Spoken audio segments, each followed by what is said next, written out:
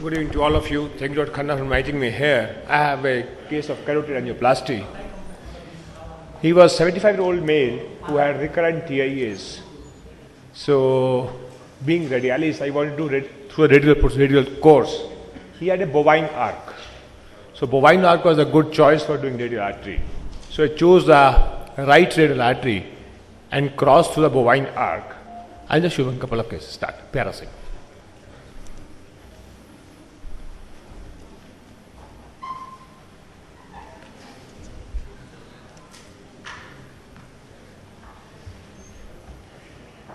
Movie is working or not. Start.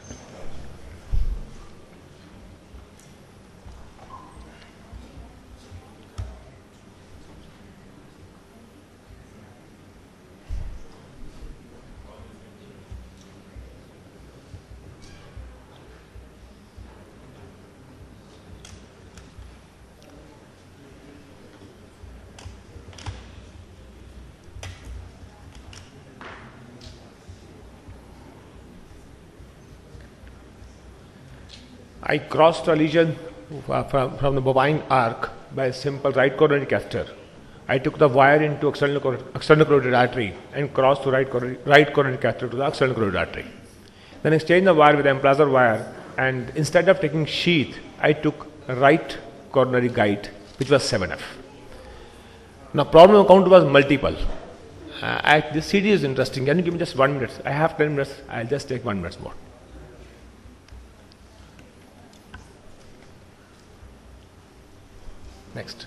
Next, you go on doing next.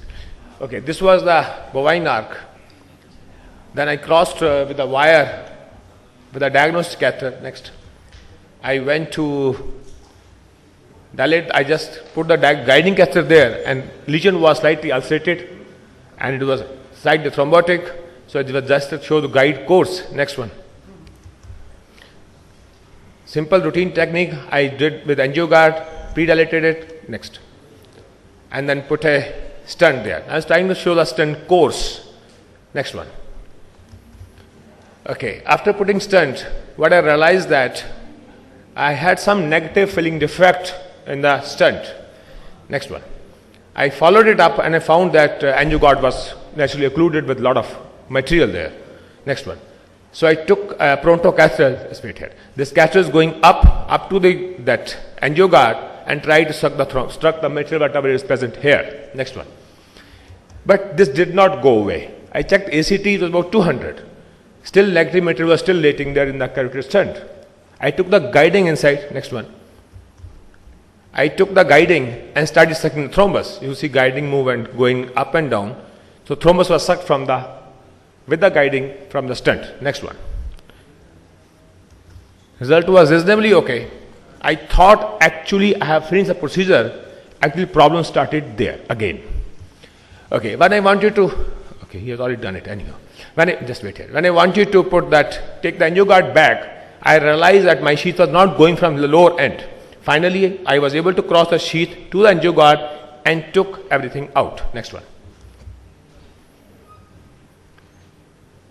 Now, stent was flowing well, and I found intracranial vessels were reasonably okay. Patient was fine. Next one. Now, I thought I have finished the procedure. Next one. And actually, my problem started again there. I realized that guiding has kinked so much in the aorta that there was no way to pull it out. I tried all technique, whatever you say me. I could not pull it out. When I tried to pull it out, it was going in actually. You can see the movement that again. Next one. When I was trying to pull it out, that being guiding tip was in carotid artery, it was actually going into the carotid artery again and again. It was hinging the stent, so I could not pull it out. Next one. So see, I am trying to put the wire, hard and soft and PTCA wire, with everything I was trying to do, it was not coming out. I just want your solution first. I'll tell you what I did finally.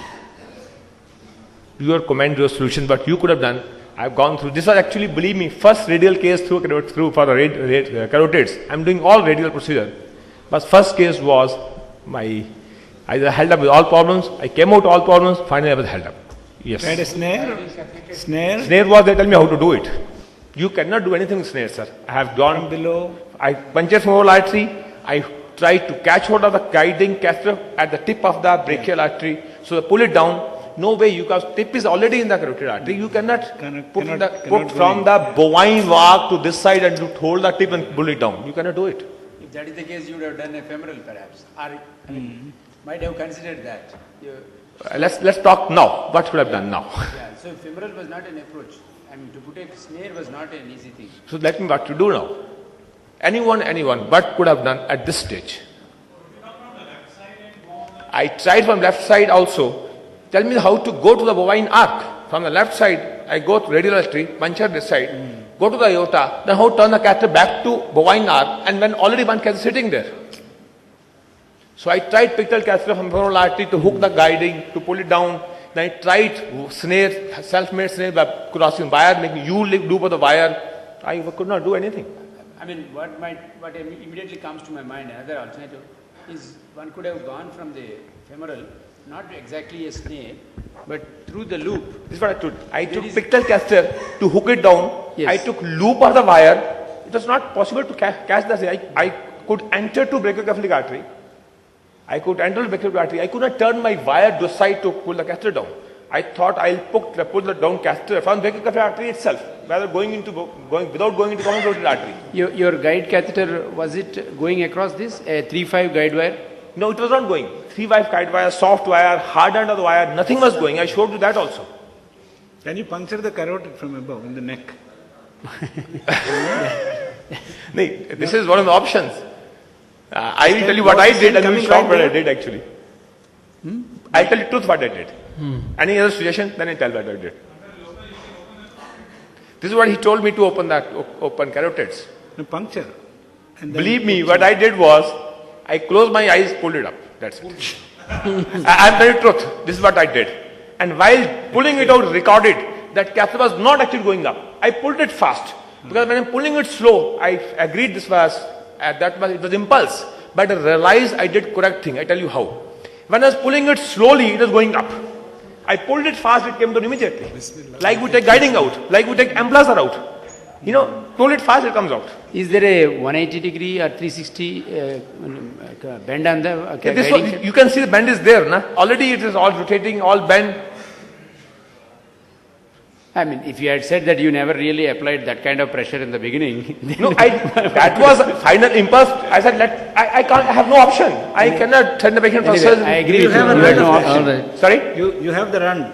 No, that was impulse. Under fluoroscopy, I could not record it. True, you had no option. You have done at the last moment, and when there is nothing else, pull it, dekha jayega.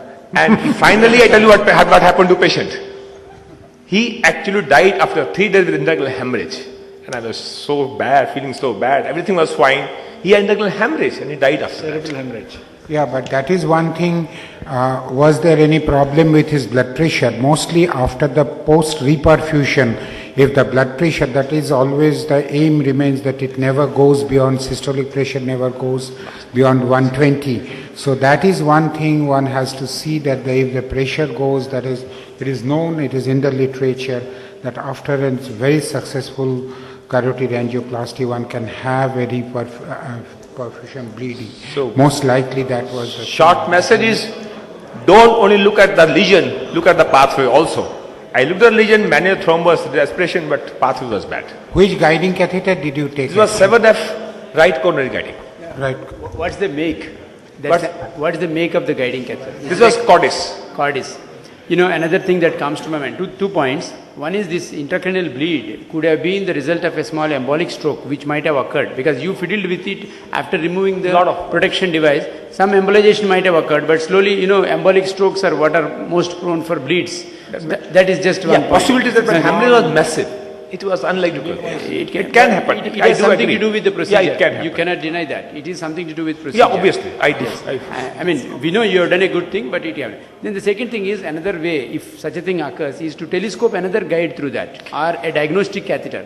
5 French I did everything. I did diagnostic catheter, I did dilator, I did hard on the wire, soft on the wire. It was actually all kingdom. Anyway, thank you very much. Okay, thanks a lot.